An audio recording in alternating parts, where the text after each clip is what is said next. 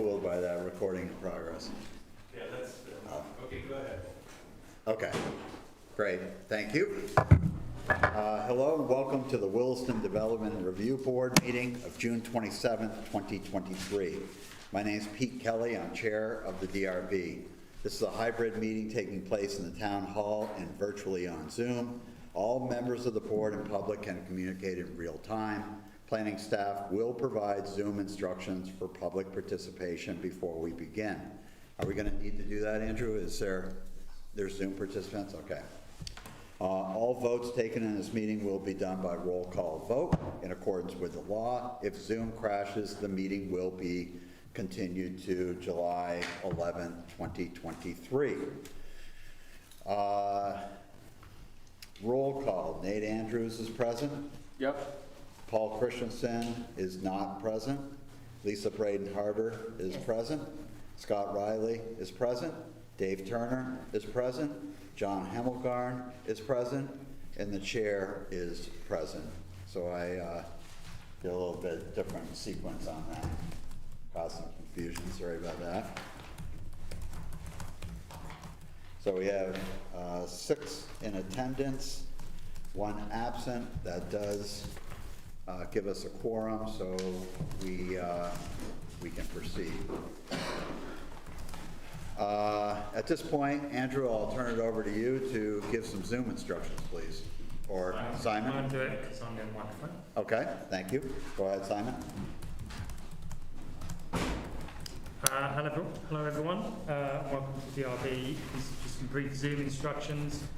I think everyone is named appropriately, which is a good start. So we'll move on to the next slide.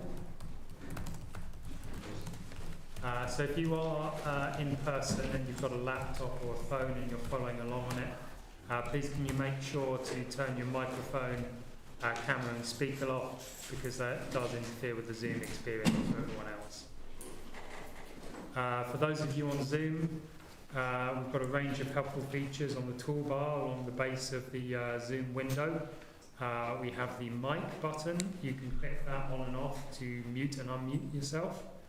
We have the video button. You can stop and start that. Video is optional.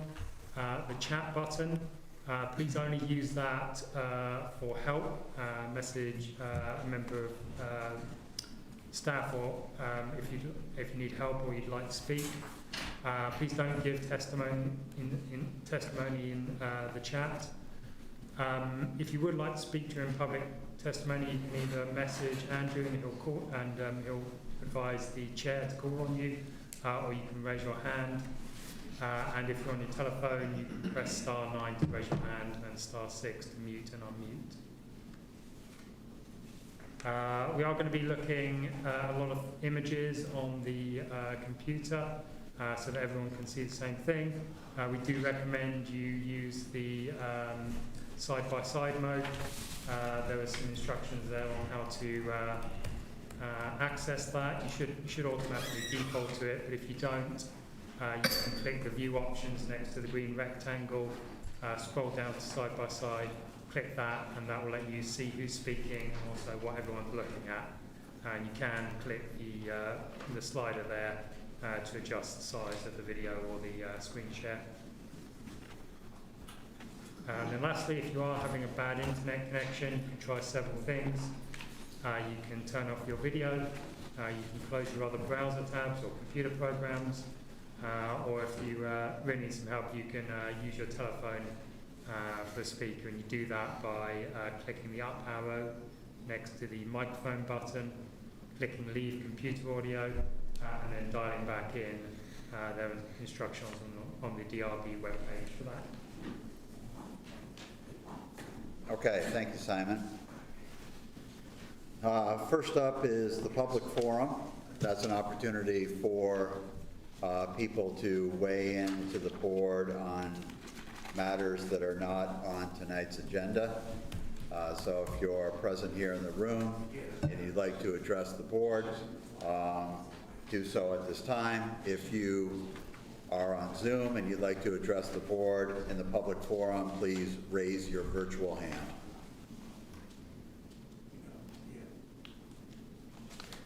We've got no raised hands on Zoom. Okay, we'll go into the public hearing. Section 2 of tonight's agenda, we have 3 items on the agenda. DP 09-01.26, which is Riley Properties, a subdivision over at Finney Crossing. We've got DP 20-20.1, which is Pigeon Farm Properties, a 3,000 square foot commercial addition at 375 Engineers Drive. And then we've got an appeal 23-02, the appellants Peter and Abigail Mead are filing an appeal of AP 23-0181. So at this point, Mr. Riley, I think you're probably going to recuse yourself from DP 09-01.26. Okay, thank you.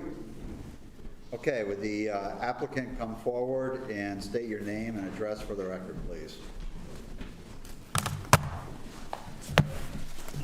I think it probably should be noted that Mr. Riley has just an entrance. Yep. Thank you. Chris Snyder, Finney Crossing Commercial Properties, LLC, Shelburne. Andy Rowe, Snyder Group. Okay, welcome, gentlemen. Staff goes next. Thanks, Pete. This is a request for a discretionary permit to subdivide a parcel in the Tap Corners Form-Based Code Overlay District. This property is located at 281 Holland Lane and 668 Zephyr Road. The lot is lot C3. It's 2.74 acres, and it's going to be subdivided into 2 parcels. Lot C3A, 1.9 acres, and lot C3B, 0.84 acres. This property is in what we remember as the Taft Corners zoning district under the old bylaws, as well as the newly adopted form-based code overlay district. So the purpose of this subdivision is to create parcels that comply with the dimensional requirements of the form-based code.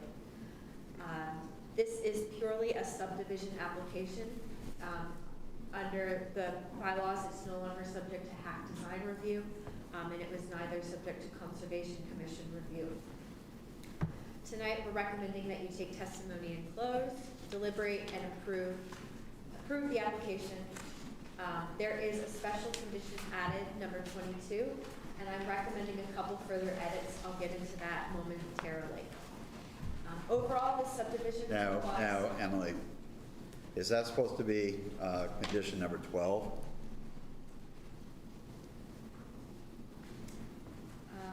Yes, that's correct. Number 12. Okay, so note that, Andrew, for the minutes, please. Continue, please. Thank you, Pete. So the subdivision complies with bylaw chapters 12, which is the rules for subdivision, as well as chapter 41, which says there's no minimum lot size in this zoning district. It also complies with dimensional requirements of Appendix F, the form-based code. Other elements of design review or development review, such as access, utilities, parking, and the building form or architectural standards are now handled through the Certificate of Conformity review process. This is essentially an administrative permit that is either approved or denied by the zoning administrator. There is a Certificate of Conformity permit application under review for a proposed hotel on lot C3A. And then in the future, we're anticipating another building, apartment building on lot C3B. However, an application has not yet been filed for that parcel. This property is located within Finney Crossing. You may recall in 2021 reviewing an application for a senior living facility on lot C3. However, that application has not yet filed final plans. And that was also approved under the old bylaws before form-based code. So what is in front of you today is a subdivision that complies with the form-based code in anticipation of a certificate of conformity for a hotel. Again, advisory boards were not required to comment. Public Works and Fire commented that they had no comments in general because the subdivision is not their area of purview. Their comments relating to the building are handled through the certificate of conformity process. Additionally, no public comment letters were received at the time of mailout or up until tonight's meeting. What's included in your staff report is a screenshot of the proposed hotel building. That's part of AP number 23-0188. That's the hotel that is going through the certificate of conformity review process. It is not yet approved, but it's in the zoning administrator's review. So this property is still within the Taft Corner zoning district where there is no minimum lot size requirement. In terms of Chapter 12, the proposed plat and monuments comply with the requirements of that chapter. And most of tonight's review relates to the form-based code regulating plan. And we're anticipating compliance with the addition of condition number 12. So in general, the purpose of this subdivision is to create lots such that new buildings comply with the building form standards, particularly the required building line RBL frontage requirements. Lot C3 is too large to comply with these requirements and therefore must be subdivided. The backbone of form-based code is the regulating plan. It's a zoning map that lays out interconnected street, blocks, alleys, and public open spaces throughout the district. In general, form-based code requires building facades to be brought up to the street with vehicular parking and access served through a shared alley in the rear. A shared alley, in this case, is the shared parking lot access aisle. And then also to have very minimal curb cuts onto the street.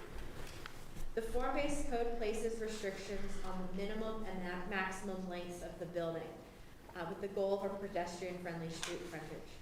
So hence the subdivision. In order to be able to develop a form-based code compliant building, the lot below it needs to comply with the dimensional requirements. Lot C3, and in addition Lot C4, which has an apartment building on it already, these make up an existing block. The photo on the right is an excerpt of the regulating plan map that shows the existing streets that bound this block: Stillwater Lane, Zephyr Road, Market, and Holland Lane. This block is also constrained by the Velco easement, and those Velco restrictions are factored into the regulating plan where building lines go, parking lot lines go, because you can't do certain things like put a building under the Velco easement. On this map, you see several colors, including dark orange. Dark orange means the town center frontage in form-based code. That means the building within town center frontage needs to meet certain dimensional requirements in terms of length, width, and height. So in order to comply with form-based code, we're recommending condition number 12. Because this block is greater than 360 feet long, it's 492 feet long, it needs to have a pedestrian pathway or public access easement in order to comply with form-based code section 2. That section says greater than 24 feet in width. However, in my recommended edit to condition number 12, I'm striking no less than 24 feet in width. Given that this is a pre-existing lot, pre-existing streets, the challenges with the Velco easement, this public access easement and pedestrian pathway can be adequately provided with something that's less than 24 feet. On their site plan, they're showing a 20 feet. What are you proposing to change it to read? So condition number 12 would read, designate a pedestrian pathway or public access easement for compliance with WDBF 2.C.2 between lots 3A and 3B near or along the proposed boundary. So on the subdivision plan, I'll zoom in.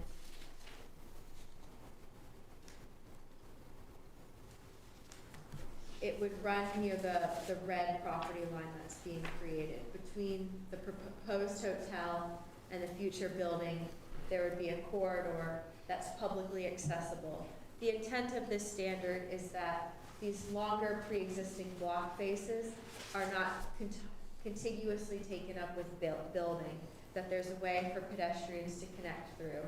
And that intent is met, even though it's less than 24 feet in width.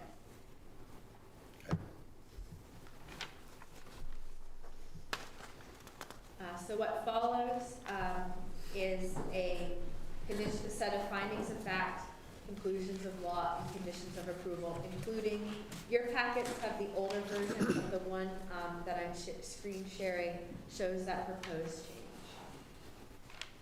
Thank you. Okay, thanks, Emily. Chris and Andy, your turn. I think that was a very comprehensive overview. As Emily mentioned, this is just looking at the subdivision itself and the property lines and the restrictions upon the land, such as the easement. In regard to condition 12, the layout that is before the zoning administrator now does have a sidewalk in that area, and we're fine with a pedestrian easement up to 20 feet wide, which we've discussed with staff, so there's no issue with condition 12 as long as it's an easement up to, but not more than 20 feet wide. Great. Okay, anything else? No, I think the staff report's pretty comprehensive. Okay. DRB members, questions, please. No, I appreciate the primer on the form-based code. It's the first time we've had to deal with that, so Yeah. it was a good introduction. I don't have any questions. Any questions? I'm not sure that this matters in regards to this subdivision, but it's just out of curiosity, will there be parking under the hotel? No. Surface parking. Okay. Members of the audience, any questions?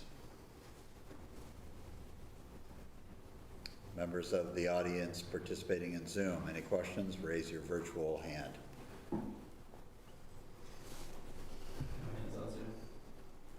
Okay. Last call for questions from the DRB.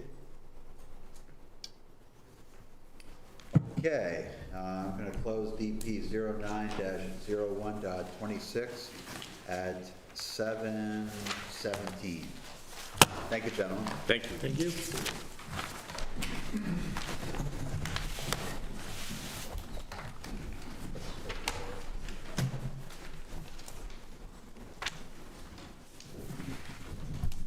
Okay, next up is DP 20-20.1. This is Pigeon Farm Properties. Who is present for the applicant? Come on up and sit at the applicant table, please, and state your name and address for the record, please. Jesse Carswell, Krebs and Lansing Engineers, 164 Main Street, Colchester. Welcome. Staff goes next. That's me.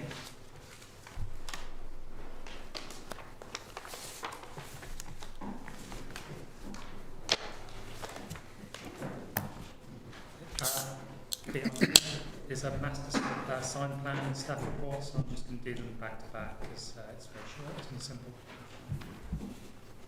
So this is a request for a discretionary permit at 375 Engineers Drive in the Industrial Zoning District West. It's for a 3,000 square foot addition to the existing building, sort of behind it to the north, over here, and a perimeter fence. And this is all to accommodate the applicant's bulk retail storage and servicing business.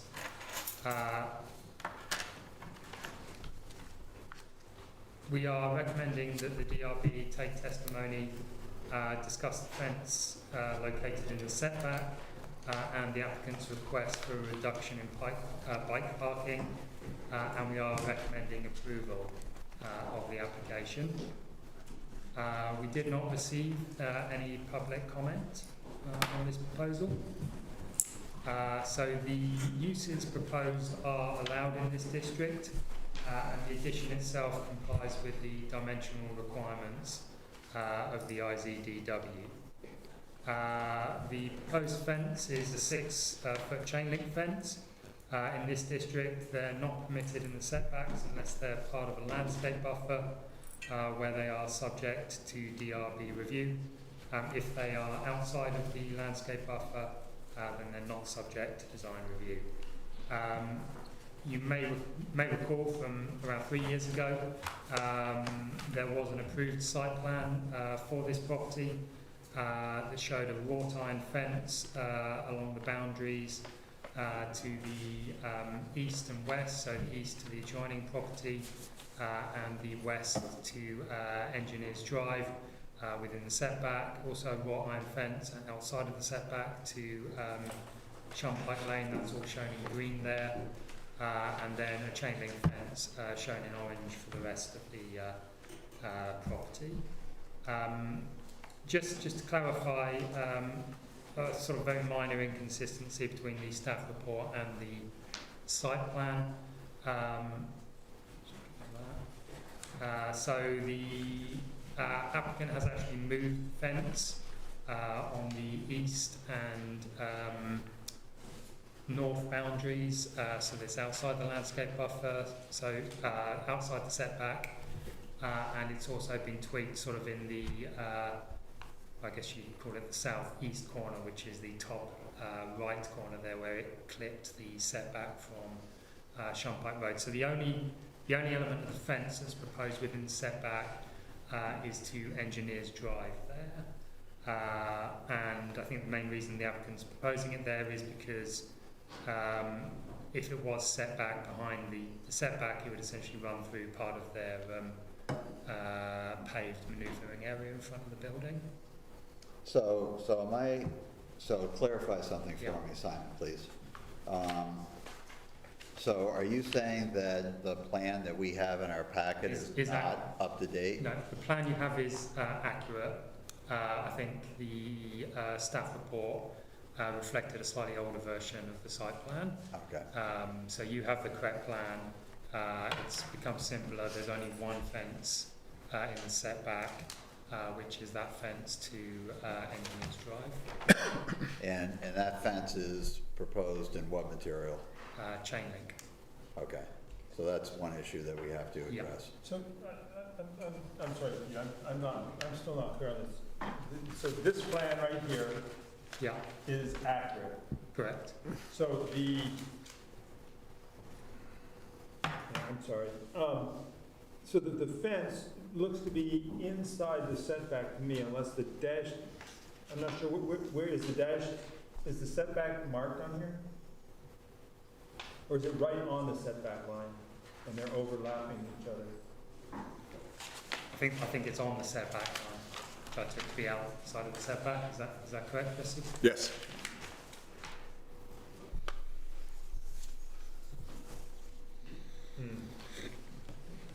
All right. It looks like it's on the out. Looks like it's within this. All right. All right, I see that. Good? I'm good, thank you. Okay. Fine, if they were any smaller. Yeah, these plans are very tiny. Okay, so the plan that is up right there. Okay, Andrews, stay right where you were with the green lines, please. So that was the previously approved site plan from 2020 that showed what was previously approved. Okay. Thank you. So that's just one issue to take testimony on and discuss. So apologies for the slight confusion there. In terms of access, it complies as proposed. There are no changes proposed to the access. We are having 5 additional new parking spaces in front of the addition. They will benefit from a 3-foot path to get into the man door to the addition. And then over there in sort of near the office building, you'll see the existing parking spaces, which is where customers are most likely to park, and they benefit from the existing yellow pedestrian walkway. Vehicular parking complies as proposed. The vehicular parking generates a need for cycle parking. So there are 2 existing short-term bike spaces there at the moment. That level of parking that we've got now creates a requirement for 4 short-term parking spaces, 3 long-term bike parking spaces, which itself generates a need for an end-of-trip facility. So the applicant is requesting a reduction in the bike parking standards. So you're probably aware that WDB 14.85, which is in your packet there, allows the DRB to reduce bicycle parking requirements if they find that the location or the nature of the proposed development makes bicycle use highly unlikely. So that's just the second issue to discuss there. The landscaping buffers are staying as existing, they're not affected by the proposal.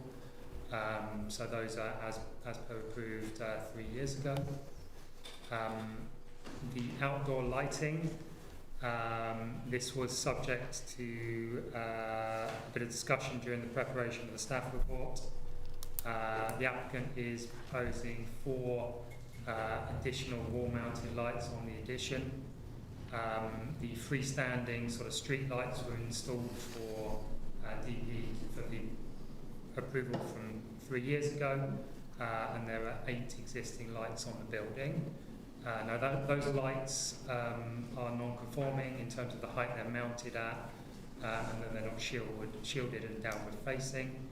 They're not shielded they're not the downward? existing ones. Okay. Yeah. So the applicant has said they will be replacing those fixtures in compliance with the bylaw. Condition 6A has been drafted to reflect that. One change I would just like to ask the DRB to consider to condition 6A is that on review there's a notation on the lighting plan that essentially says that the replacement fixtures are going to be mounted at 20 feet above ground level, which doesn't comply with the bylaws. So I think that just might be a typo. So we'll just get that updated at final plans to comply with the bylaw. And then lastly on lighting, the timing of the lighting is not specified, so we are going to recommend that, and condition 6B does do that, that we have a note on light timing so that they'll be turned off half an hour after closing or 10 p.m, whichever is later, or to be on motion activated sensors. So if they're complying with WDB 24, that would be covered in that blanket statement? Yeah. Okay.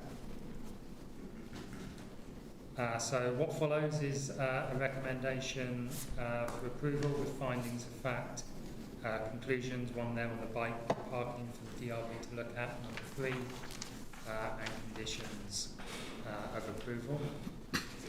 I'll be brief on the master sign plan.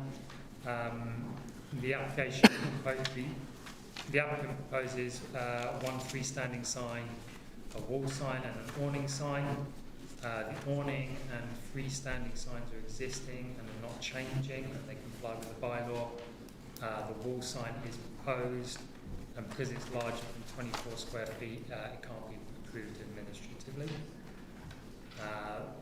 The wall sign itself does comply with Chapter 25 of the bylaw. It's appropriately located on the building and doesn't block any emergency exits or windows or architectural features. And the overall signage calculation complies with the maximum allowed for this building of 8%. So we also have some findings of fact, conclusions of law and conditions drafted for you there. That's it. Okay, thank you. Jesse, your turn. Anything to add or clarify or augment the staff report? No, it was pretty comprehensive. Just as far as the fence, the fence is not proposed to be, it's proposed to be installed in the future. It wouldn't be installed with this building addition. And it was just recommendation by the staff that it be shown on these plans and approved by the board so that if in the future it is going to be installed, it could be done so administratively rather than having to come through the DRB just for the chain link fence. So that, anyways, that's its purpose on the site plan. That was the only thing. And yes, it would be within the setbacks except for along Engineers Drive, where it would, I would ask that it be allowed to be in the same location as the existing split rail fence. Otherwise, the 35-foot setback kind of does slice through the parking lot, and so that's it. And what's your position on if you were to replace the split rail fence, what type of material would you propose to use there? I would propose to use the chain link fence, like similar as other fences along Shunpike Road, but that'd be based on comments from the board. So you're proposing, so you're asking, you would ask for a variance, Yes, is what you're saying? yes. Okay. Okay. Anything else? No. DRB members, questions, please. So if you replace the chain link fence through that area, will you be doing fencing across the driveways too, the entrances? Yes. Yeah, it would be, and so it would have to have, it would be a gated fence, and that code would be shared with the fire department if they ever needed to get access to the building. But the purpose of it would be for security. Yeah. Okay. What is the rule on fences facing the road? Do we have one? Well, they're subject to design review where they're in the setback, so you can control the appearance of the fence with regard to materials used elsewhere on the property and the appearance of the building. Is how it's phrased. I can bring up the exact wording. Yeah. How does this differ from the FedEx building? That, So the FedEx building, I believe, was allowed to be partially within the setback, and I think the board reviewed it once. It was very close to the road, and the applicant agreed to move it back to where the edge of their pavement was. So they still had some pavement in the setback, fronting onto the street. So the fence remained in the setback, but it aligned with the pavement. okay. I mean, I think the fence where the trucks come out did extend in setback in that one area, right? I think it was along the setback for most of it. You're right, there was a small area that sort of jutted into the setback, and that might have been for a gate that slid For the backwards and trucks. forwards. Yeah. Yeah, They had some jogs through for Yeah. the existing trees. yeah. There's a lot going on there fence-wise. Yeah. Okay. Other questions by the Are DRB? you storing any materials on this site? Like construction materials, you mean? Yeah. No. But it's outside display, if it's an ag, where it's, no materials, but Right, tractors and right. stuff, No, again, it's But- the whole idea of storage versus display. Display. display. Right, no construction materials are stockpiled on the site, if that's answers your question. Okay. So I didn't see in here, there was this, a mention of a short pedestrian path to the person door by the new parking. I didn't see that on the plan. Is it nothing more than the 3 feet between the parking lot and the door? Yes. Okay, so it's essentially like a frost wall with a pad outside of it, so it doesn't heave up and keep the door from.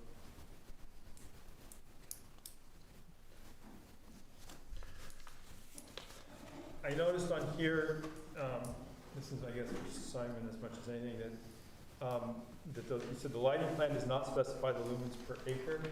Is that something we would normally expect from an applicant?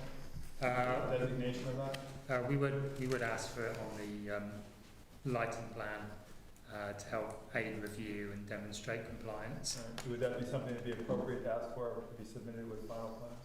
It would be helpful, yeah. I think that's a good idea.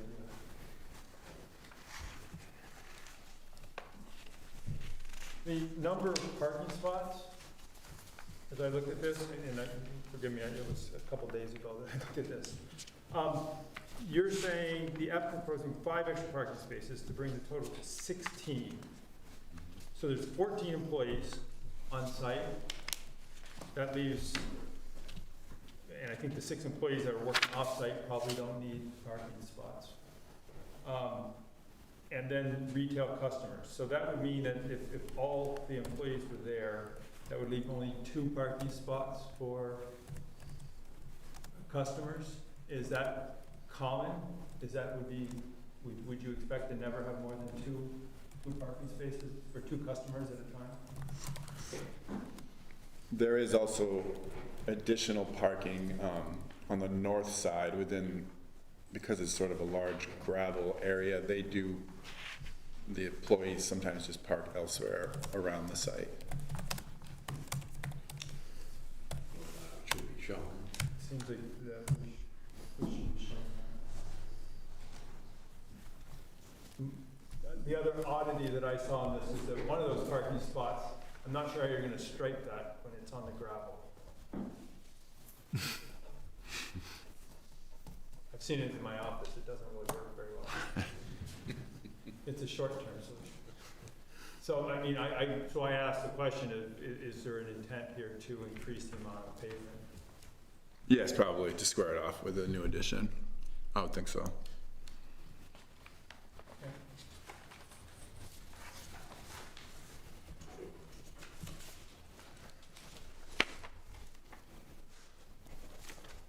Somebody else has a question. I think I have another one, but I need to find it if somebody else has one.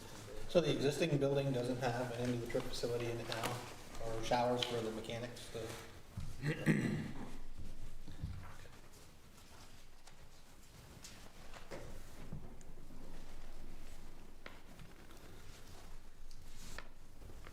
Other questions? So I want to talk about bicycle parking. Yep. And the need for that. I'm trying, I guess I'd like a little more information on why that would not be necessary in this case.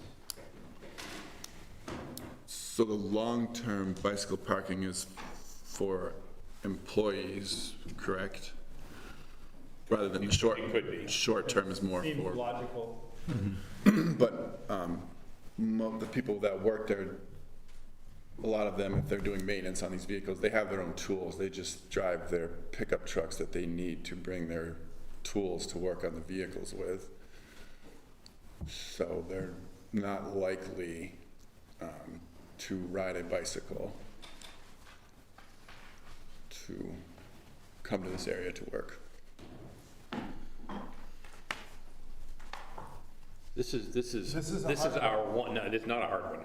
I say, well, I'm glad you. It's not a hard one. This is our one bite of the apple. I knew you were gonna This, say you know, right now, maybe you got people who, you know, who bring their trucks to work and have tools, but 5 years down the road, when the use changes, and it's something else, and there is, you know, no long-term bicycle parking and/or no end-of-trip facilities, you know, I don't agree with your request, and from my perspective, it's a no. So. Are there a number of long-term bicycle parking spaces that would not require end-of-trip facilities? 'Cause I think right now it's I think the end-of-trip facilities are required and needed, and they should be included in your application and on your application. I get it that maybe they're not.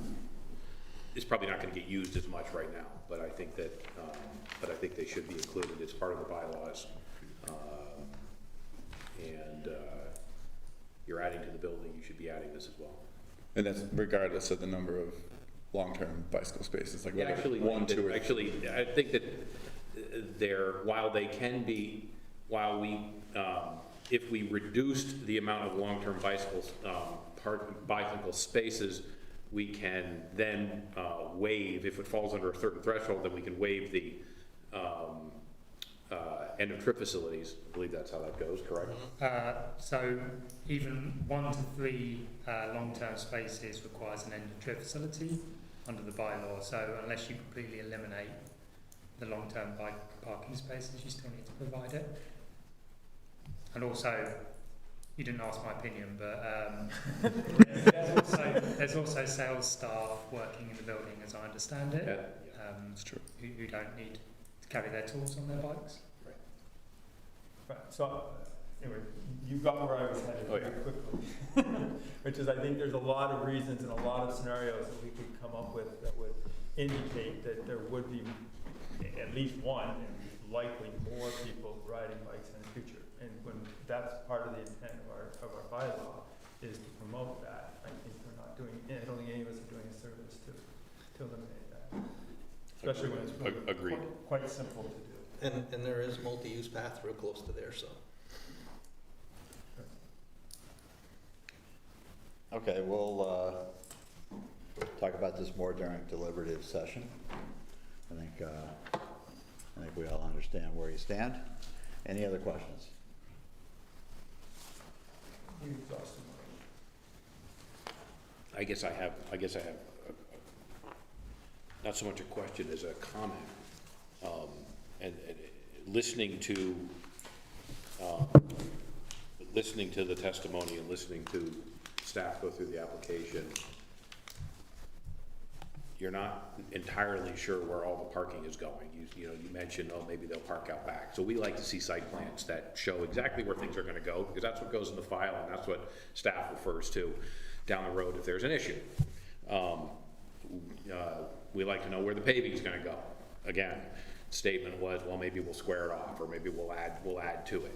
Again, we like to know where things are going when it's presented to the board, so we've got something hard in front of us, and then that in turn translates into a well-documented file in the staff offices. Same with the lighting plan. So there's 3 things right there that, in my mind, makes this application incomplete. Now they're not huge, but I think that from the board's perspective, it adds questions to exactly what's going on here. Again, they're not huge, but it makes it difficult for the board to understand exactly where things are going to go. So something to keep in mind. Okay.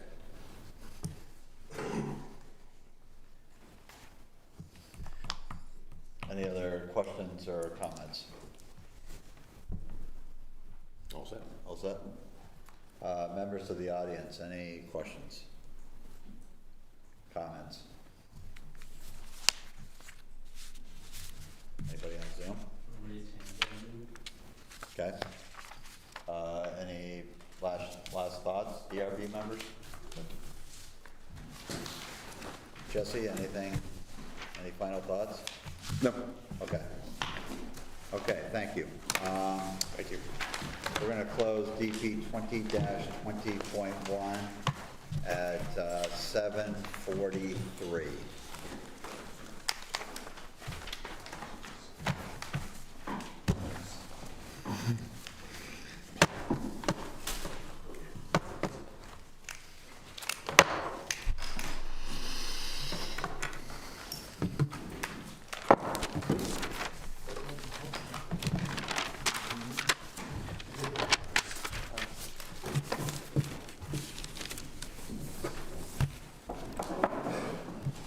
Okay.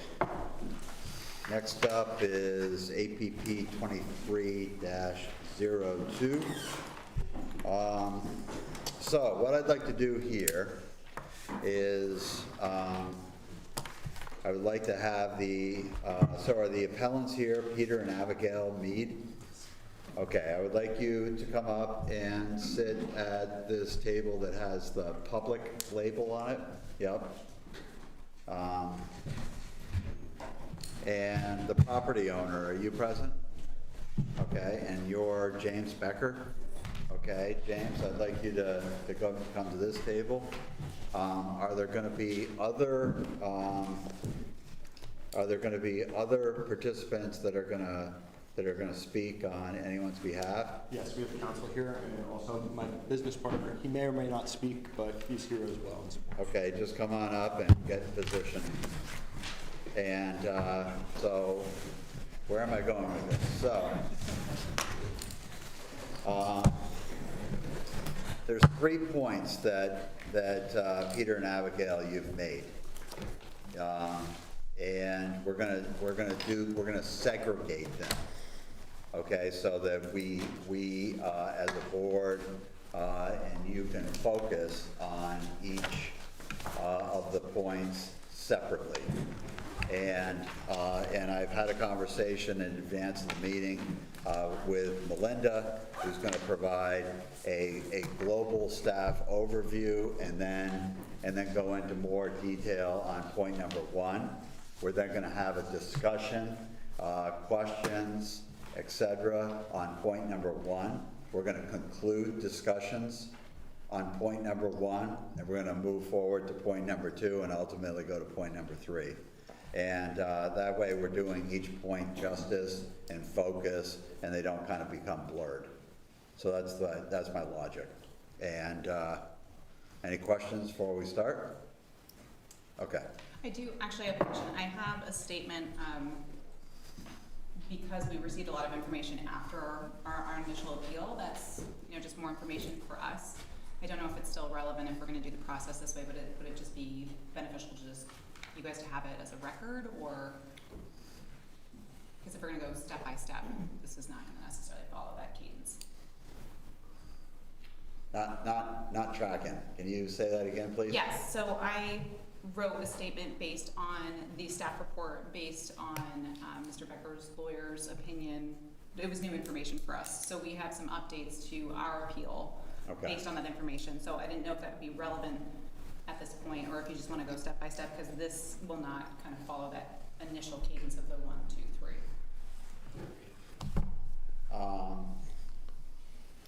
What's the length of this statement? It's 4 pages. It's 4? It took me 6 minutes to say it, so yes. It's 4 pages? Yes. Okay. I can hit the highlights. It doesn't have Well, this is that's too long. It's not fair to a fair preparation standard on our part to receive information like that, of that length and of that girth, in the public forum. Oh, I had looked at the forum from March 13th around the dog rescue that was happening, and I saw similar statements that occurred at that time. But it's fine. I'll just hit the highlights during the conversations. And I will be completely honest with you. We learned a lot. Okay. Fair. Okay. I was following that. And we're not going to repeat some mishaps. Okay. Gotcha. Okay.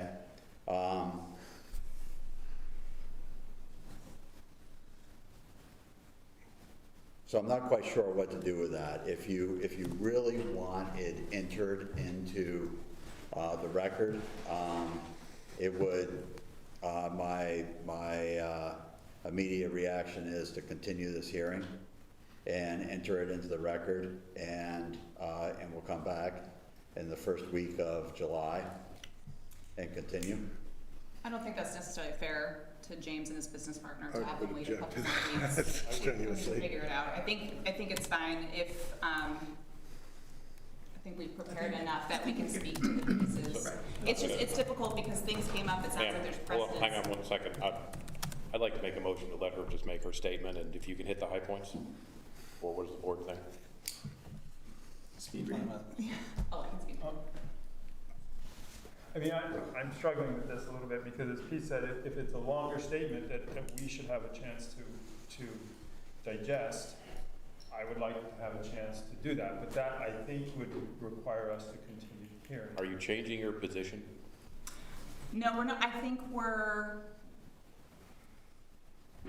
You've appealed the decision of the administrator on Yes. 3 points. Right. So Yes. if you're not changing your position, I think our understanding of the bylaws changed based on the staff report, and so it sounds like the home business chapter 20 supersedes the ARZD chapter 30 rules if you can prove that you are a customary residential home business.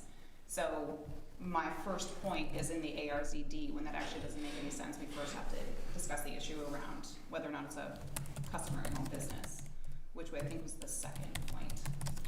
So what I would like you to do is to weave in your points as we go 1, 2, 3. Okay. And that will give me an opportunity to not have to consider a continuance. Okay. And you can weave them into you're gonna have plenty of opportunity to have testimony, okay? Okay, so with that, let's start by stating your name and your address for the record, and we'll start to my left. Yep, it's Abigail Mead, and depending on who you ask, we're either 5131 St. George Road or 130 Brook Hollow. It's still in transition, and we're in Williston. Yeah, I'm Peter Mead at the same address. Okay. James Becker, 177 Brook Hollow Road, Williston. Larry Bissonette, 2099 North Road, Heinsberg. And Timothy Fair, Managing Partner of Vermont Cannabis Solutions, and Fair and Steuben Attorneys at Law. Thank you. Okay. Belinda. This is an appeal of the zoning administrator's issuance of an administrative permit to establish a home business within a 15-foot bike field structure on the property at 177 Brook Hollow Road in the agricultural residential zoning district. Per WED 5.4 and as provided by 24 ESA 4465, any decision of the administrator may be appealed to the DRB. The DRB must hold a public hearing. Following the hearing, the DRB may uphold, modify, or overturn the decision of the administrator. In every case, the DRB shall adopt written findings and conclusions supporting its action. The DRB's decision on review can be appealed to the Vermont Environmental Court as provided by 24 VSA 4471.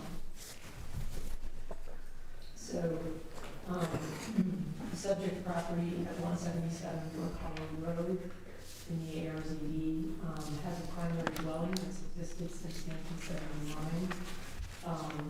The property also has an accessory dwelling unit and some accessory structures. The administrator approved AP 230181 on April 25th, 2023. The conditions state all conditions, requirements of Appendix G in Chapter 20 of the Williston Unified Development Bylaw and Home Business Checklist apply. The appellant's statement is attached and referenced in the staff report. And as Pete said, the appellants raised 3 issues, which are referred to in the staff report. The appellee or applicant, as represented by legal counsel of Bailey LaFawn Esquire, submitted a statement dated June 21st, 2023, and their statement is attached. And we received one comment letter from there at the time we passed the mail out. A legal opinion has not been obtained as part of this review. So I will kind of summarize my findings regarding to the appellant's first issue related to a violation, potential violation of the bylaw regarding approved uses in the ARZD. So the appellant states that there's only a few non-agricultural, non-residential uses permitted in the ARZD, and they reference the approved the allowed uses in the use table at the end of Chapter 31. However, the DRB really needs to consider whether, what type of use this is, whether a change of use has occurred, and whether this use is allowed. The Williston bylaw generally views a home business as a residential use. It's defined in Chapter 46. A home business is an industrial or commercial activity that is conducted in a dwelling or an accessory structure that is pertinent to a dwelling and that complies with the standards of Appendix G of the bylaw. In Chapter 39, the residential zoning district defines home business as a residential use.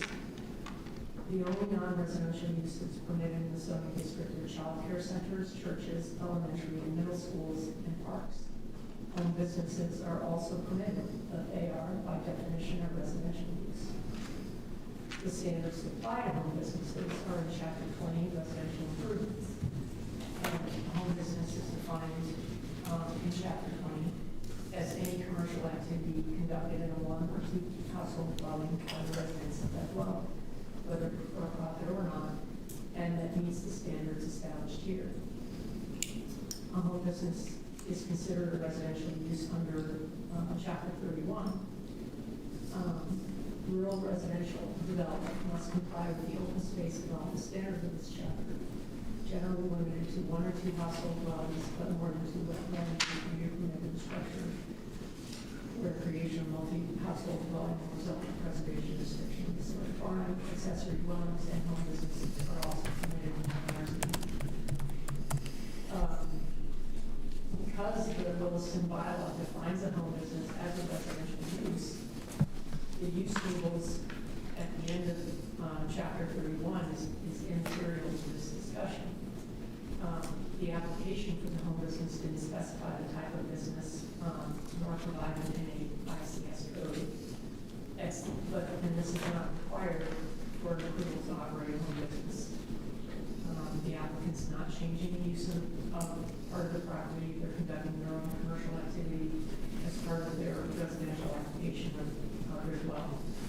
This can be allowed if it meets the test that it's customary in the residential area and does not have an undue adverse effect on the character of the residential area under the standards of Chapter 20 and Appendix G.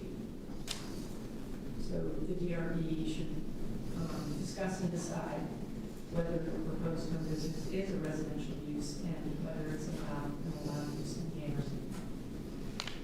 Okay, thank you. Okay. Abigail, I'm going to give you an opportunity now to weigh in, now that you've had a chance to review the staff report and hear that. Yeah, so we understand that the difference between the residential use and the change in use based on the staff report. I think what is coming up for us and what we're hoping to get more clarification on is the definition of the home business. So in section 20.4, it says, I quote, "No bylaw may infringe upon the right of any resident to use a minor portion of a dwelling unit for an occupation that is customary in residential areas," end quote. So our question is what this group defines customary as. So, when we look at the dictionary, it's a definition of customary. It's usage or practice that is common or long established. So unless the legal world or this group has a different definition that we need to be informed of, we're confused how a business that wasn't legal in this state in late 2020 until late 2022 could be considered a customary. And additionally, this is the first request of a cannabis manufacturing business in a residential district in Williston, again causing us to question if it is indeed customary, as it's in fact the first of its kind. So I think having a better understanding of what we mean by customary would be really helpful.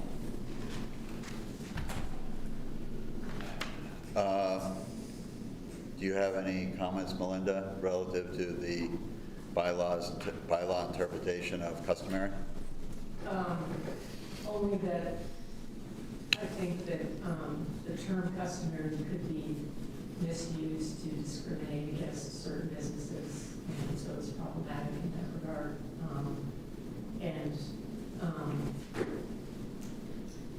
And which a point that I'll be making later, that state law actually prohibits municipalities from treating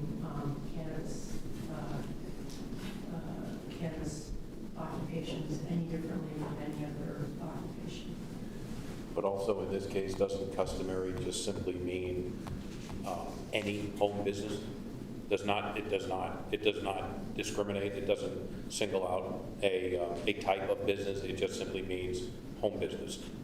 Anything that the person wants to do within their house as a home business is customary. That's my understanding. That would be my understanding or interpretation of it. And I would go slightly different in that if you substituted the word candy instead of cannabis, and someone was doing whatever you're doing with cannabis as candy, I'm not sure what it is that you're selling or making, and I actually have questions about exactly what you're doing because it's not at all apparent to me in what's been submitted to me. But if that's the case, then I can see that there's no difference in it. We're not discriminating on the basis of what it is they're selling, but if you were going to be, mining something or whatever, then that would be a different story. But I think small retail, or the preparation or manufacture of a small quantity of widgets, to use an old economics term when I was in college. So that to me would be what I would look at as customary, that there's different things you can do out of your home. Yeah, and then just to state further, customary use would be able to comply with the provisions of Appendix G in Chapter 20, would not have an undue impact on neighboring properties. Okay, so I'd like to hear from the applicant on this topic. One comment is that, Mr. Hemmelgarn, is that you mentioned it's a retail business. There's no retail interaction, consumers, public. There's no. I'm dying to hear what you're doing. Okay. I don't know if now's the time or if you want to ask when we move on to that topic, but I'm happy to address that at any time. I defer to the chair. Why don't we save that? Sure. And address specifically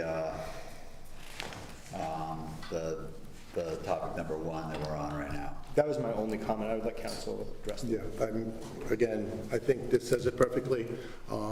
This is going to be allowed if it meets the test that it is customary in a residential area and does not have an undue effect on the character of the residential area under the standards of WDB 20.4 and Appendix G. I think it's very clearly enumerated. The standards that need to be met are contained within the bylaw at 20.4 and Appendix G, and that's what we should be discussing here, whether or not an individual's opinion of the word customary. It's pretty clear in the bylaw where the standards are that need to be met in order to qualify for a home business. It's not a very subjective test, it's much more objective. DRB members, questions, comments, concerns? Not yet. More to come.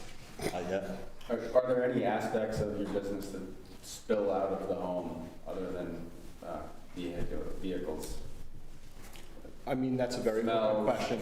So, anything outside of the home? So it's actually occurring in a structure accessory to the home. So it's not occurring in the home. And I wouldn't operate this type of business within my home because I have children in my home. So I've decided to segregate this into a separate structure. That separate structure allows for certain controls to be put into place, which are necessary and actually required in order to get a license. So in order for that to occur, we had to have a very particular type of structure that is like a shed. It sits on the ground, and within it has windows and ventilation, like a normal shed, so that if a window needs to be opened, we can open a window. But there's not like BP or volatile gases or anything that's being used in the manufacturing process. It's a heat press with an air compressor. So to the extent that there are scents that emanate from the structure, it would be very minor because it's not that something is being boiled and processed in that way. It's being pressed with a mechanical press. And to the extent that noise is being emanated from the structure, I think that can be mitigated probably by having it operate within the structure, like the air compressor itself, and then doing soundproofing to the extent it was necessary. So in the sense of emanating, those would be the two things that I would be concerned about in terms of making noise or other something that would emanate from that structure that would upset someone. And that's, Sorry, did you say that you have already soundproofed that building, or are you suggesting? no, if we were to actually move forward with this Okay. process, because, you know, in the way that this went down, we weren't actually able to get anything but close to an inspection, not operating at this facility. Everything stopped immediately as soon as this appeal process occurred. Okay, thank you. Go ahead. I'm confused as to whether we're talking about .1 or .2 right now. We're supposed to be talking about point one. But you specifically mentioned 20.4, which is what we've been talking about for a while. Can I explain why that is? So I was confused. Please try. Okay, I was confused initially when we put in our appeal. I wasn't clear what superseded what. Because again, we're not lawyers, so trying to read through the bylaws and make sense of, again, what kind of controls the other was complicated. So we put the ARZD point in first when in fact it really should have been that second question first around whether or not it even qualified as a home business. So as what I'm hearing is it does qualify as a home business. I think it's a moot point, the first point. But it's the second point that discusses whether it's on the business or not. Yeah, we can't actually, so the first point was specific to the fact that you can't have from table 31A, if it's not an NAICS code that falls within that table, then it's not acceptable in the ARZD. But that would be only if it was considered a change in use, as I understand it. If it went from a residential use to a different type. And I have no question on that. I have no further questions on one as well. I would defer to the people that, I'm not sure I read that correctly, but that's how I read it after I saw the staff report. Melinda, did she describe that correctly? Yes, and that, a home business is a residential use, so it's not. No change of use, no, Right. no anything. Right. No, I think you got it right. Not for me. Yeah. Want a job? No. Complicated. There's a DRB opening.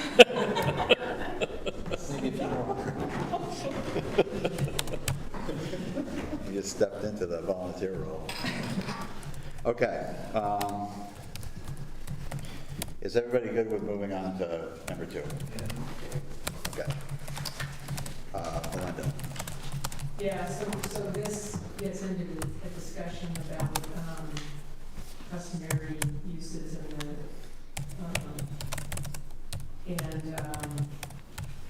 whether, the town should think a little bit more about this before it approves a cannabis business in a residential area. It's new territory for the town, and the permit should be delayed until the town decides where they want to have cannabis located. So follow-up correspondence with the applicant, clarify that the permit for home business is licensed to register cannabis manufacturer to take place within the commercial infrastructure. Municipal authority to regulate cannabis is specified under 7 GSA 863. The guidance for municipalities states that cannabis establishments are subject to the same zoning rules and municipal ordinances that apply to any business.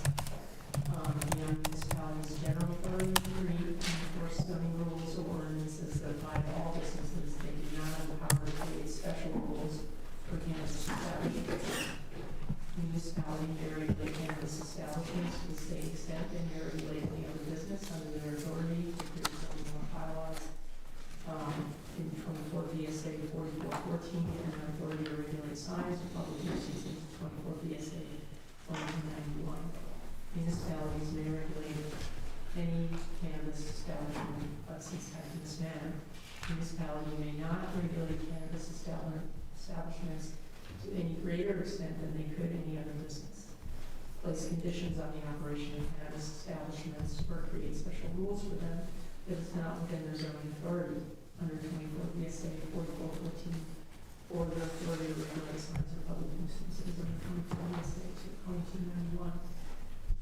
VSA, municipalities may not use their zoning power under 24 VSA 2414, or ordinance power under 24 VSA 2291 in a way that will have the effect of prohibiting the operation of cannabis establishments. It's understood that approved home businesses are restricted in scope and intensity, are residential by definition, and therefore are not limited to the allowed uses listed in the tables for each zoning district. Home businesses must comply with the standards outlined in WDB 24.4 and Appendix G, which are agnostic to the specific type of business being proposed. So 20.4.4 states the administrator or the DRB, as appropriate, shall approve a permit for a home business that complies with the standards of Appendix G. See also 27 for standards that apply to at-home child care facilities. The application for this home business meets all the requirements listed under Appendix G, and therefore the administrator is bound by Appendix G to permit it.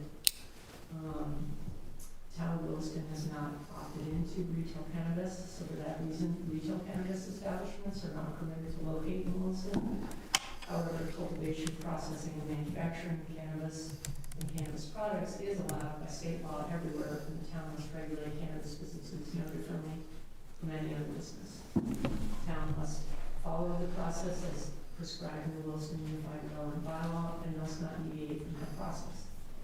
So the DRB should discuss and decide whether the proposed home business complies with the applicable standards in WPD 20.4 and Appendix G. DRB may consider drafting a condition that requires the applicant to provide details on the operation of the home business related to noise, employees, delivery, and hours of use. Okay, thank you. I'm going to go in the same sequence. Abigail, you get to make the opening statement on this topic.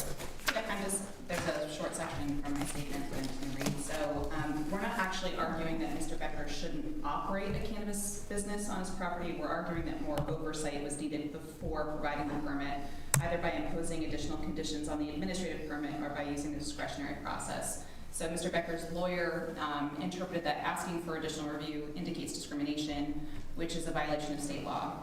We think this is an incorrect interpretation. So the town frequently imposes conditions on permits and asks for more rigorous reviews of other businesses and residents applying for permits within the town. So if the town's approach will be that they will never ask for conditions or for a resident to go through a discretionary process or put those conditions in place, when they're opening a cannabis business, we would argue that it's showing preferential treatment. Thank you. James? Sure.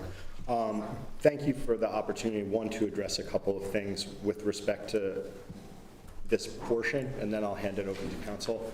One is, with respect to initially keeping our permit clean, let's say, of any mention of cannabis on its face, was so that that permit wasn't necessarily forward-facing, where some of the security concerns that potentially exist with that type of business are on a permit where that can be publicly searched. It is not the intent to hide what that business was doing.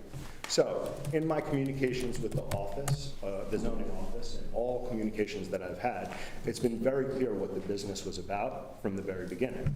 So, I think that some of the issues with respect to the way that we have found ourselves here was because there was potentially a belief from my neighbors that I wasn't forthright with the town and how we wound up with a permit. So I just want to be very clear about that.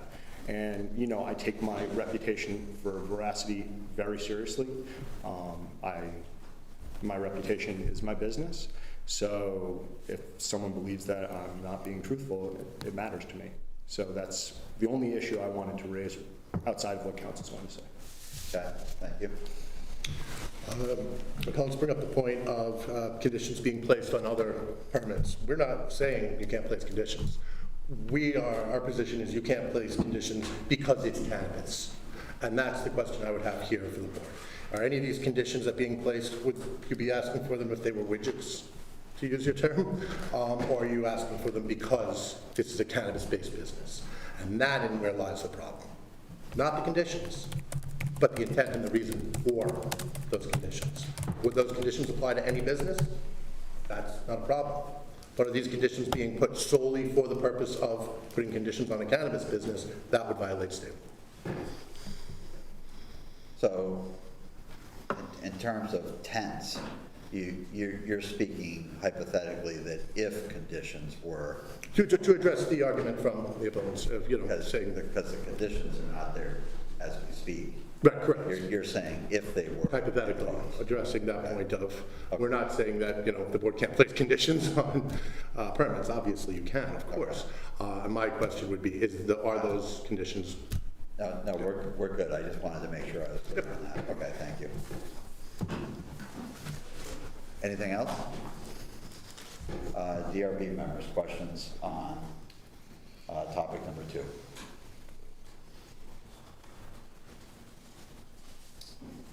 So, it seems to me that this is hinging considerably on whether a discretionary permit is required or not. I hear the appellant saying that was one of the things that they're looking for was discretion, a DP process by which they could come in. So that was I think, a mistake, and again, it was in my statement. This gets back to us writing the original appeal and then receiving additional information that helped us kind of learn a little bit more about the process. I think actually asking for a discretionary permit might be too strong of a choice. I think it's likely just conditions on the administrative permit. That we do have some conditions that we would like to put in place, but I don't know when the place for that is. But to speak to, I forgot your name, I'm sorry. Oh, sure, Tim. Tim, to speak to whether or not it's discriminatory. Well, I'd like to continue with the discussion about whether discretionary permit is required. Yeah, totally, but I wanted to say. I'm going to look at staff. Yeah. As I read this, there's a statement in here that's a little confusing. A discretionary permit is required for any home business proposed in a 2-household dwelling that will include the overnight parking of a commercial vehicle, which I assume you're not doing overnight parking of a commercial vehicle. No. Or any customer client traffic. You have no customer client traffic. No. See, this gets back to me not understanding what you're doing. Are you just producing product that you then put in a vehicle and deliver somewhere else? So what we're going to do, what we intend to do, is produce cannabis products for dispensaries and make deliveries to the dispensaries as orders arrive. That's helpful. But something needs to be delivered to your property. No, sir, we would pick that up and bring that there ourselves. Okay, so you would deliver it to yourself. So a truck Yeah. comes out, you pick it up, a delivery would occur. Maybe it's you driving it, but if you go off-site, you bring it on-site, you process it, you pick it off-site. Correct. Importantly, though, I think that it still is the same non-resident car, because it's only going to be the one non-resident car coming over and parking in my driveway, not doing anything We're not gonna excessive, and he could come over every day he wants anyway, and we could have, we're not gonna we have could play to- ping pong, you know? Understood. Are you the non-resident employee? Yes, sir. Okay. So is there a byproduct from this? A byproduct? Yeah, byproduct. Compostable puck that's like the squeezed leftover non-resident. It's And the compostable. byproduct gets taken Yeah. off-site. Yes. Or I can compost it in any of my forest in the backyard. It's just. Or burn it in the Yeah, woods it's- still, however, It's plant matter. Yeah. That's been squeezed. And noise? The noise that we discussed was the potential use of an air compressor, like a small air compressor, which could be mitigated by using it inside the structure. and/or building an insulated box to stick it into, and when it reaches a certain peak of pressure, it shuts off anyways, because the air tank supports what we need. Okay. What hours are you normally working? Is it like a? I would be there from 7 in the morning to probably 7 at night until we got it going.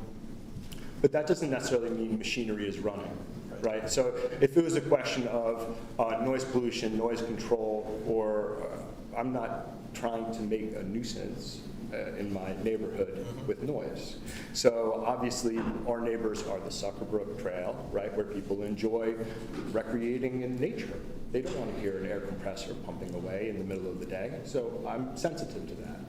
My neighbors probably don't want to hear an air compressor going on, even though we have all construction everywhere. People are doing construction all summer and working, but that noise can be mitigated either by putting the unit inside of the shed or putting it inside of an insulated box.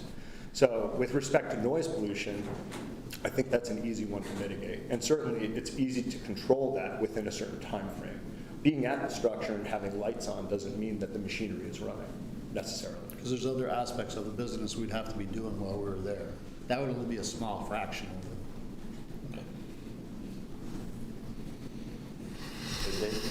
Any other questions? So, yeah, so there's the compression aspect of this manufacturing, and then is there also a heating element? It's like a hot plate. Yes, it's like a t-shirt press. So does that require a chimney or a smokestack No, in sir. the building? No, sir. No, but just an open? Your toaster oven at home heats up hotter than that thing gets. Okay. Yeah. And we would, obviously, the fire marshal would be inspecting the facility anyways, so that would be, he would have to address that, I would feel. That's one of the prerequisites for Yeah. licensure. So the state fire marshal has to come over, issue a certificate of occupancy that certifies the change of use for the NAICS code change. So since there is going to be an actual thing that occurs, and this is a real process, the fire marshal has to come over and certify it, and then the CCB comes over and issues a license and that type of stuff. There's several inspections before there's actually a license presented to us. Okay, thank you. Yeah, of course. So for the staff, these guys are nicely successful at what they do, and they need another person to help. Now they got two non-resident employees. Does that create the need for discretionary permit at that point? Can I? Hold on, I'd like to answer that. Yes. So then there would be a requirement, once the second employee was going on off that site, to come back in front of us for discretionary permit. I believe so. I'm pretty sure that was what was told to me during the initial process.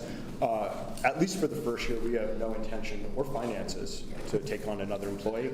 So, or the space, it's 120 square feet. So with respect to that, if we were ever looking to get another employee, we would move. But that's if we're successful. Right now, we're trying to minimize costs and be frugal with our, nuggets. We want to be able to invest that in the ongoing concern of running a business, not running a business. We'd like to be successful to have employees, absolutely. Isn't every business that their goal? Absolutely, that's why I asked Yeah, that question. for sure. Make sure everyone understands where those limits are. Yeah. Yes. And when we might expect to actually see them. I mean, we all want businesses here in Williston. Does the state permit limit your production in any way to a specified amount? No. The different tier levels limit your capabilities in terms of what you can use to manufacture. So for a tier 2, we're using heat and pressure in order to get the product that we get, which is like syrup, or it's the squeezed live resin. And to answer your question, we're going to be, as well as making pre-rolled joints, we're going to be making spiked maple syrup. So we're working with a local producer, we're making proprietary recipes, and that is our angle. That's why we are a sugar company, because our products are going to be cannabis-infused maple syrup. It's going to be a maple-based type thing. Okay, Melinda, what'd you find out? Yes, so it is, year revenue review is required for any other business that has more than one non-resident employee and/or produces more than one, Right. And so any condition that was around that, would not be discriminatory because this was a cannabis business. It would be any business that we were reviewing that was generating more than one peak hour trip. So I could see a condition that limited your deliveries and whatnot. Those trips on and off the site and not be near the end of peak hour. Yeah, I mean, I think I think that would be. that's That would totally be an reasonable. objection there, absolutely. And given where you're at and which way traffic is happening on that road, we don't need any more people going down No. at 4:30. Okay, any other questions by the DRB as it pertains to number 2? John? I don't know if this pertains to any of these, to be honest. I'm confused as to how this accessory structure actually counts as a home business. When, as far as I can tell, none of the area of the existing residential space is being used as part of this business. The only area being used for the business is something that's not there right now. Oh, no, the shed is there. The shed is there. I Yeah. thought it was going to be. No, it's physically there, but we're just not running a business in it. It's an empty structure. It's just a shed. That wasn't clear, which brings me to my other point, which is, may not go anywhere here, but it's just me kind of spouting off a little bit, Matt. Is that this, as I look at the requirements here, applicants must demonstrate compliance with the standard by submitting a scale drawing of their property that clearly delineates the space, indoor and outdoor, that would be used for the proposed home business. This drawing must also show proposed landscape buffer, where it is proposed to use existing vegetation as a buffer, photographs of that existing vegetation must be submitted, where the buffer will be installed, the planting plan must be submitted. I didn't see any scale plan to show where the buffer was, what the plantings there were. It was certainly not a scale drawing. So I wonder why this was even reviewed. Can I also step in and say, the shed was actually brought onto the property a couple days after the zoning comment went up on the mailbox, so I wouldn't say it was a pre-existing structure. It was a structure brought onto the property for purposes of business, to be clear. What are the dimensions of the shed? 15 by 8? It says that. Yeah, it's in there. That is in there. But there's certainly not a scale site plan here that is at all legible or shows information that's Okay, so I'd like to pause for a moment and let Melinda answer the first question that you raised, okay? And that is, what do the regulations say about a home business operating in an accessory structure that was brought in specifically for this new home business operation? It doesn't say anything about a structure it doesn't get into the specifics of whether the structure exists or it doesn't exist prior to the business, but it does say that,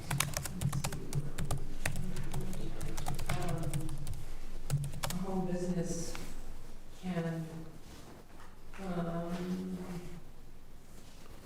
somewhere it says it can be in an accessory structure. There is a square footage limit on the accessory structure. I think it's under 1,500. 1,500 square feet. Yeah. Roughly that you can put on your property without going in front of the DRB and getting a permit, correct, Matt? Is that right? Yes. Yeah, we're not letting that weigh in here. Yeah, I know. That's not really the question. I understand. This is the I'm significant trying to clear that it just showed up question. Yeah. Or accessory structure, yeah, so it doesn't, appendix C is reference accessory structure, the business can be in an accessory structure. Okay, and it's silent on when that accessory structure, whether it be legacy or not legacy, it's silent on that. Yeah. Okay. And one point on Hang on a second. My Oh, question sure. was that there is in other parts of our bylaw, not this part, but other parts of our bylaw, there is Size limitation. Yeah, there's a size limitation under which you can have an accessory structure, over which you cannot. Right. Understood.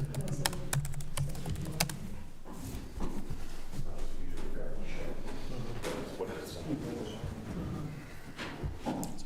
it? Do you, hold on. Melinda, do you agree with Mr. Riley's statement? That there's a size limit on accessory structures. Yes.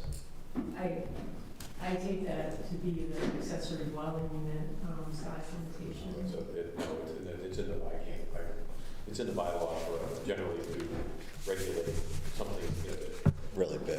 really. I think it's, There's also a height limit. Not regulated or something. to not regulate something that's really small. And Oh, yeah, so it's, yeah, sorry. Anything smaller than 10 by 12 doesn't need a permit. okay. So that's the typical lawn This is bigger. Yeah. shed. This is bigger than that. Okay. Dimensionally, it's the same. It's 120 square foot. 15 by 8. Yep, 15 by 8. And what's the height of the structure, the peak and the wall? I wouldn't want to venture a guess. I would say that it's typical for a garden shed, but I could provide that to the board. Okay. Okay, so It's certainly under the, it's definitely not 20 foot or Not something. a two-story. No, it's not. No, I'd move in probably if it was. It might be so- 10 feet. So Mr. Hamilton has raised his second point, was about scale drawings, buffers shown on site plans, et cetera. And I'd like, Melinda, you to provide a staff perspective on that. So in this particular site, the structure is where this black dot is. Can you show me where that black dot is? Do you see my cursor? Yes, okay, got it. So right there, which is in the subject property's backyard, it's, you know, there's woods on all sides of the property, and, you know, butts up to woods on the adjacent properties. So as far as like landscape buffer, it's existing vegetation, could be landscape buffer. It's heavily wooded. Right. I guess my point is not whether it's going to comply or would comply or not. I'm saying if this were in here for discretionary permit, I would be asking the chair to continue this hearing until we got a real set of plans to look at and to evaluate. That's not what we're here for today, though, right? Because I want to make sure I would provide that document if that was necessary, 1,000,000%. I'm not sure if that is or not. If that's a question I have for staff. Are we only limiting ourselves to these 3 questions, or is this a DRB review of this project as to whether it was approvable or not? Yeah. It's, we're limiting our review to the 3 issues that the appellant has brought forward.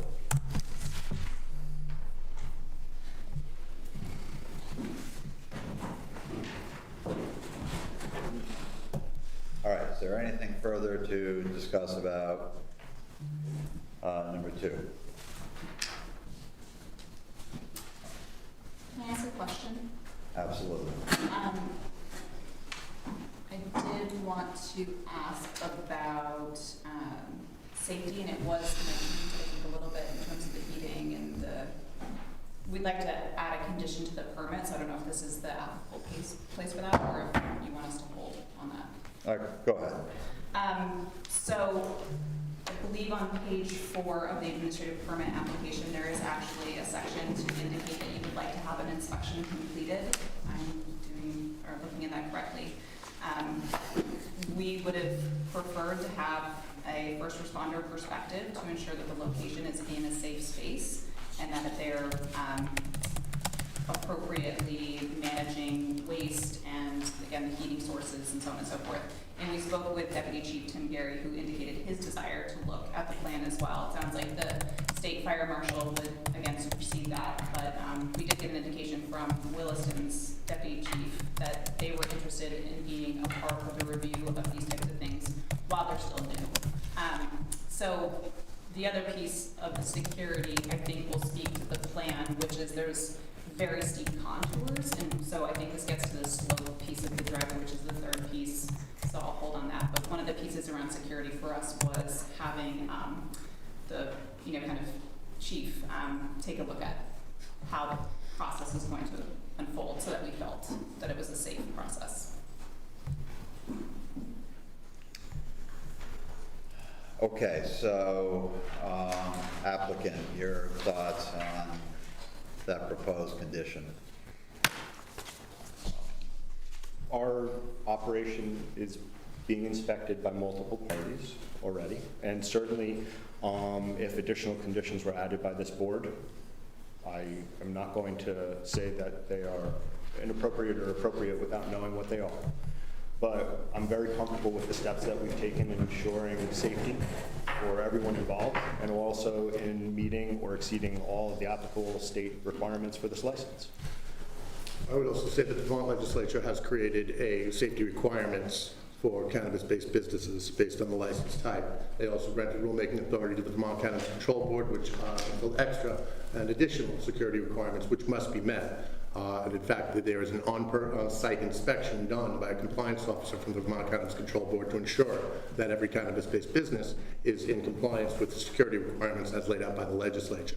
It's my understanding and my belief that municipalities do not have the ability to add extra security measures on top based solely on the fact that this is a cannabis-based business. Now, should a security measure be imposed on all businesses, then that would be something that we would absolutely be willing to discuss and, of course, adhere to. However, again, we get back into the, are we placing extra security requirements solely because this is a cannabis-based business? That would violate state law. The state law is pretty clear. The security requirements that are required by the state are significant. This is not something that was taken lightly by the legislature, nor is it something that's taken lightly by the Cannabis Control Board. And I know of no legal authority which allows individual citizens to start placing requirements on others' businesses. Requests can be made, of course. I would ask that, we make sure that any additional security requirements are those that would be imposed on any business and not solely for the fact that this is a cannabis business. Any rebuttal to that? Yeah, I think we're not talking about additional conditions for the security system. I know we have to go through that for this business. We're talking about the actual location of the business and first responders' ability to access it. We'll get to that, I guess, in the next step. But we're not asking for conditions. If it was a widget company up there, we would be asking for the same conditions. Not saying we want this because it's cannabis. We're not looking at it that. We're looking at it as any business. And we're not trying to, again, get in the way of state law. It's brand new. I think everybody's still interpreting. We're trying to interpret cannabis law, the bylaws of the town, and the permitting process all in the same kind of piece, and we don't have, again, a legal degree, so we're doing the best that we can. So again, if this board feels that the state fire marshal is, the authority, that's fine by us. We just wanted to make sure someone was going in to assess the actual operation of the business, and that's that. And it's been made perfectly clear that it's not because this is cannabis. And we're talking about any business. We realize that we're not trying to discriminate against the cannabis business. Board members are ready to go to item number 3? Okay, Melinda. So the third issue relates to driveway slopes. The appellants brought up the issue of a steep former logging road that presumably is being used to access the business, although the applicant hasn't stated that. Neither 20.4 nor Appendix G have access standards for home businesses, so it can't be a factor in the administrator's decision to approve or deny a permit. I've shown a figure from the site plan which shows the driveway in red and the former logging road in purple that forks off of the main driveway. So the appellants raised the point that this purple logging road is a residential driveway, but I'm noting that the residential driveway is in red and it actually ends here at the last residence. purple road is not a residential driveway. It just works off of the driveway. It's just it can be used as a trail or a logging road or anything. So it's not really within the purview of this review to take into account the standards of that road. And it doesn't have any relevance to the home business. Home business can be accessed from the backyard of the applicant and need not use the logging road to access. Comments? Yes, I have 2 comments. Actually 3. The first one being, you'll notice from this picture that the shed is at the very end of the purple non-residential road, not near the red driveway. So as I talk through my comments, I just want to take that into account. So I believe in section 3, comment number 2 on the DRB actions in the staff report, there was a condition around not using the logging road easement provided by our land for vehicular access to the business. So as the staff report states, quote, the former logging road cannot be considered a residential driveway because it is an accessory road forking off of the main driveway and was originally intended to serve as access for logging operations, not to access a dwelling, end quote. So we agree with this statement, but in reality, the shed was delivered via the logging road, and the easiest access for loading and unloading supplies is via the logging road. So we want to ensure that this will not be an acceptable practice and that Mr. Becker will use his main driveway. So since his attorney and him have already stated that the employee will be parking at his home, which is on the red driveway, and walk to the location, it shouldn't cause them any undue hardship to have this as a condition within the permit. My second piece about the driveway. But you're asking for a condition in the permit in which there's no support in the bylaws to make that condition. Okay, then that's. Well, they've already stated that that's. So we don't have any basis to do that. Okay, continue, please. Yep. So, actually, can I ask a clarifying question on that? If the actual staff report says it can't be used to access a dwelling and it's being used to access the shed, do we have recourse even though there's nothing in the permit that says that you can't? The board. I don't think there's anything that would prohibit accessing this shed on that primitive road. But, and Melinda, if I have this wrong, let me know. But it's, but there aren't standards in which we can reference that need to be met on that primitive road. That's the distinction. Yep. So the easement that we provide to that logging road has been in dispute since the Beckers merged the 2 properties. So adding a business onto the logging road is pretty limited contention, but I understand the DRB can't necessarily mitigate. But part of the reason that we're looking for that condition is they're adding a new use to that road by putting the business on it. That, again, while it's still in disagreement about how that easement, if it exists or how it's used, is problematic for us. But I will leave that aside for my next point. So we understand that the Cannabis Control Board and the state believe that the location of the shed complies with all state rules, but we don't know how the board reviewed the location and what specifically they're looking for. So in looking at a map, which you're not going to be able to tell here on the contours, the shed may appear close enough to the Becker residence, but we believe the shed is placed in a location with no easy access. It is an extremely steep slope behind the Becker home, often over ledge. So Mr. Becker's lawyer indicated that the Williston first responders can access the Becker residence and stated, quote, the business would be accessible from the reverse side of the Becker residence, end quote. This infers that they can reach the home business location because it sits behind the residence. We believe that's incorrect. So no vehicle can access the proposed location from the back side of the Becker home. In the approximate 260 feet between the back of the Becker residence and the shed location, there's an elevation change of 75 feet, which represents a slope of 30% or is 6 stories high. There is no way for a first responder to get to that shed from the residence, from the red driveway. You would have to access it via the purple driveway is our understanding. some large portion of all sugar houses in the state of Vermont cannot be accessed by a car, truck, sled, what have you. Same. And to be fair, behind my house is a carriage road that ATV could go up. I've assisted Williston Fire Department getting onto our property to rescue people through all sorts of trails and roads on my property. So it's easily accessible. It's within 40 meters from my house. The fire department could bring a pumper truck and walk the hose up right in the back of the house, right to where that structure is. And when you say a sugar shack, that is the equivalent structure that we're trying to model off of. Much smaller. Yeah. Other points on topic number 3? Any additional rebuttal on that? Okay. DRB members. So in the wintertime, are you gonna keep that purple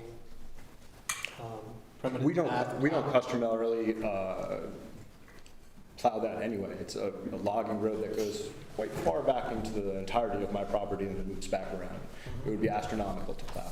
So what I would be doing is maintaining the access to this in the back on that carriage road with my tractor and just bucking it out.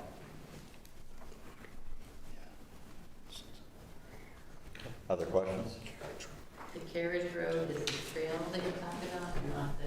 It's just like what would be easiest before that logging road existed. There's, a little carriage road in the back that you can bring a wheelbarrow or, a power barrow or a tractor. Or a tractor. I ride my tractor up there and move stuff around.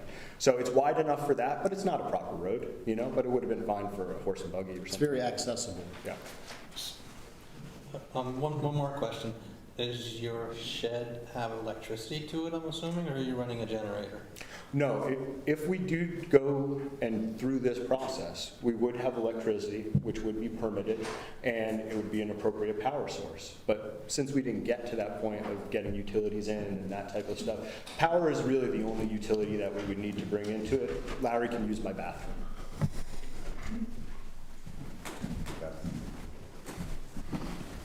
What about water?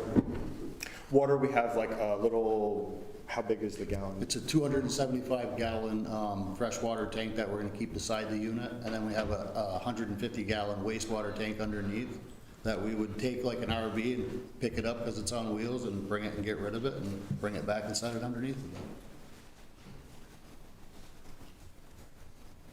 And that's like an ag container, like a white poly container or something like that. Right. Okay. So can we actually comment, one of our final conditions was actually about something similar in that regard. So, and again, I'm not sure if the DRB can impose this condition, but we would like Mr. Becker to obtain all relevant state permits, as putting a business on a lot larger than 10 acres may actually require additional permitting under Act 250. So I'm not sure what your capabilities are in terms of putting that condition in the space, but So we have no power relative to Act 250.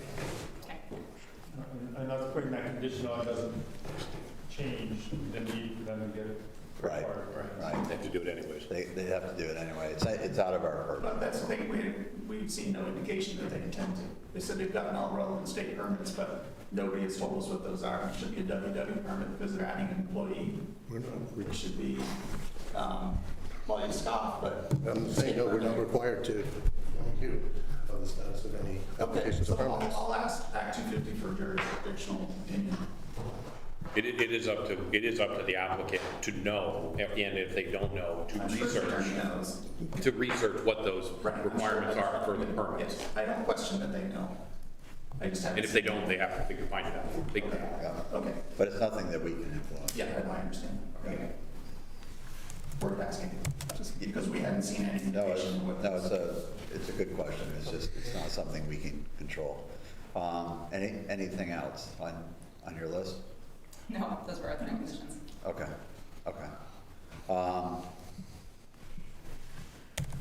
DRB members, any additional final questions? Members of the audience, any questions If you could state your name and address for the record, please. Name, Dan Boomhauer, 4545 St. George Road, adjacent landowner. Hello. It's nice to see you all.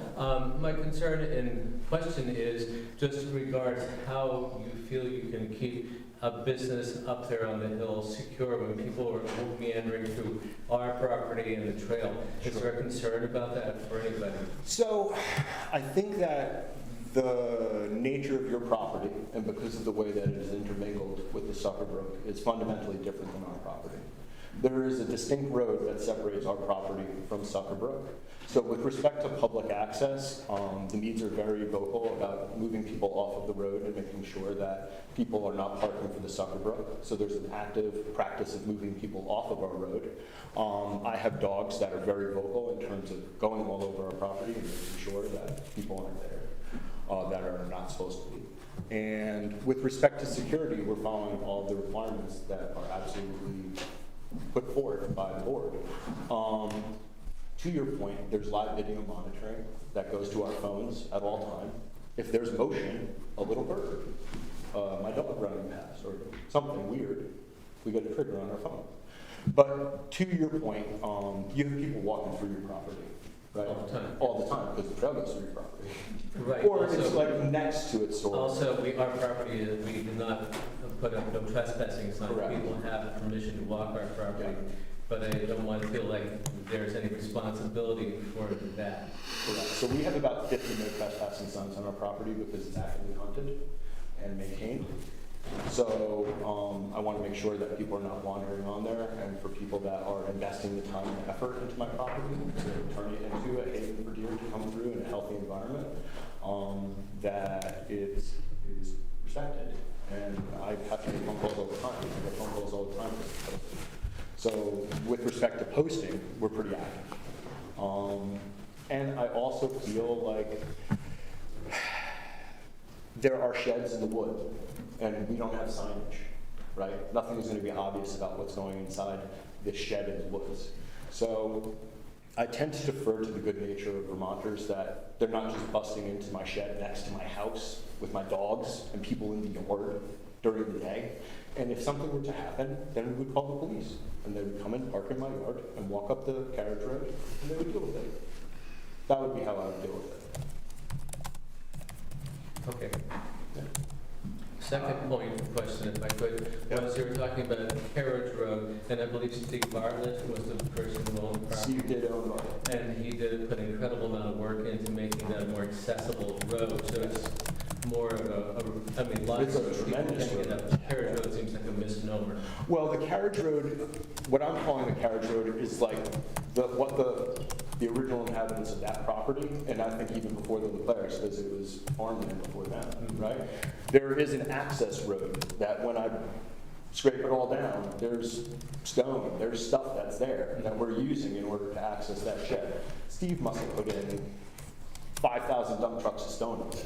Yes. Okay, like an insane amount of work. Right. And that's not where we're going. Okay, that's what I was. Yeah, that's a totally separate area. This is like, if you've been up that way, you know how on the landing, there's like where Steve used to have his work area. Yes. There's a little cutoff that goes before that, and that cutoff is the carriage road that goes down to the barn that Gene Leclerc used to have back there. Okay, thank you, that clarifies that for me.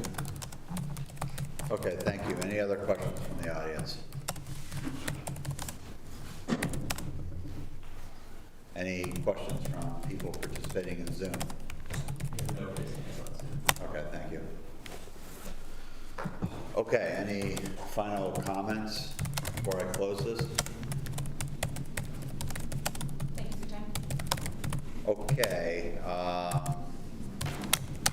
so I'm going to close,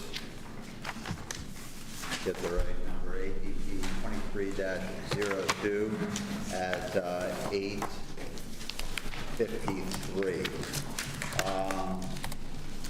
I would like to thank everybody involved with this hearing tonight. Very respectful and very productive. So thank you all. Thank you guys for your time. Thank you very much. Really appreciate it. Okay, so we're going to go into deliberative session now.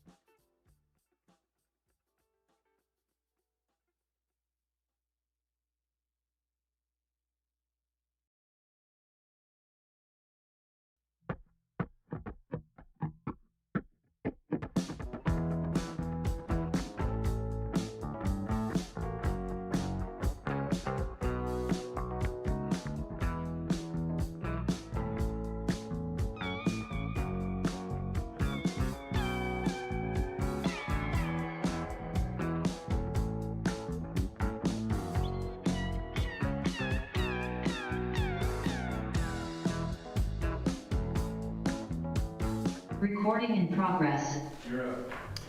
Okay, thank you, Scott. Welcome back to the Town of Williston Development Review Board for Tuesday, June 27th, 2023.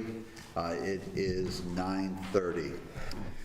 Is there a motion for DP 09-01.26?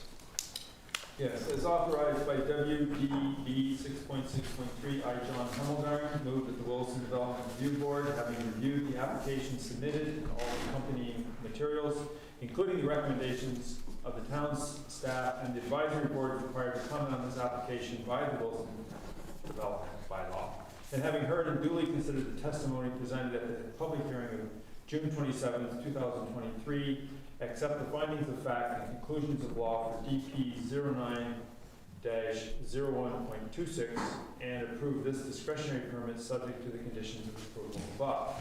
This approval authorizes the applicant to file final plans, obtain approval of these plans from staff, and then seek an administrative permit for the proposed development, which must proceed in strict conformance with the plans on which this approval is based. We are going to adjust one of the proposed conditions, which would be number 12. We're going to, it shall read in its entirety, designate a pedestrian pathway, public easement, public access easement, no less than 20 feet in width for compliance with WDB-F 2.C.2 between the lots C3A and C3B near or along the proposed boundary. This pathway/easement shall run from Market Street, RBL, to the alley. Okay, thank you, John. Is there a second? I'll second. Nate seconds it. Any further discussion? Okay, yay or nay? Nate? Yay. Lisa? Yay. Scott, you're recusing yourself? Yes. Dave Turner? Yay. John Hemmelgarn? Yay. Chair is a yay. 5 in favor, none opposed, 1 recusal. Motion passes. Is there a motion to approve? Is there a motion for DP 20-20.1? Yes.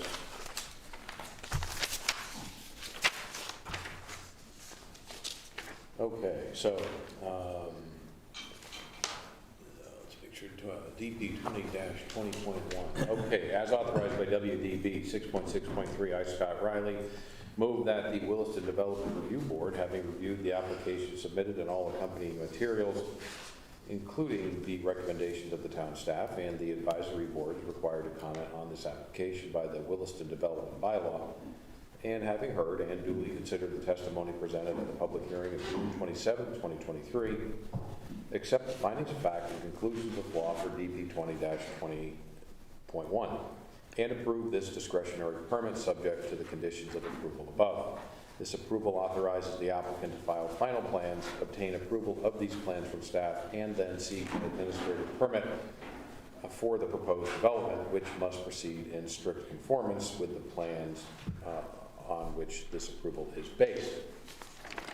Under the conclusions of law, number 3, the location and nature of the proposed development does not make the use of bicycles highly unlikely.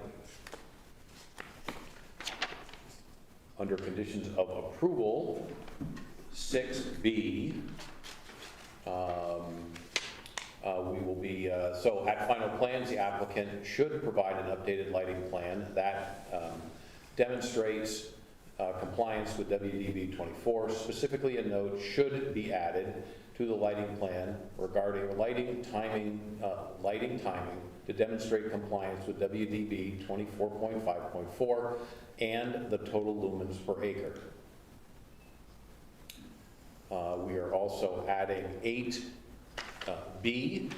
Final plan shall show all existing and proposed parking spaces and the proposed extent of pavement accurately. 21, final plan should show a wrought iron fence / chain link fence in the west setbacks. Okay, thank you, Scott. Is there a second? I'll second it. Dave Turner seconds it. Any discussion? Yay or nay? Nate? Yeah. Lisa? Yay. Scott? Yay. Dave? Yay. John? Yay. Chair's a yay, 6 in favor, none opposed, motion carries. For the same applicant, there's a master sign plan. Okay. As authorized by WDB 6.6.3, I, Scott Riley, move that the Williston Development Review Board, having reviewed the application submitted and all accompanying materials, including the recommendations of the town staff and the advisory boards required to comment on this application by the Williston Development Bylaw, and having heard and duly considered the testimony presented at the public hearing of June 27, 2023, accept the findings of fact and conclusions of law for DP 20-20.1, and approve this discretionary permit for a master sign plan subject to the conditions of approval above.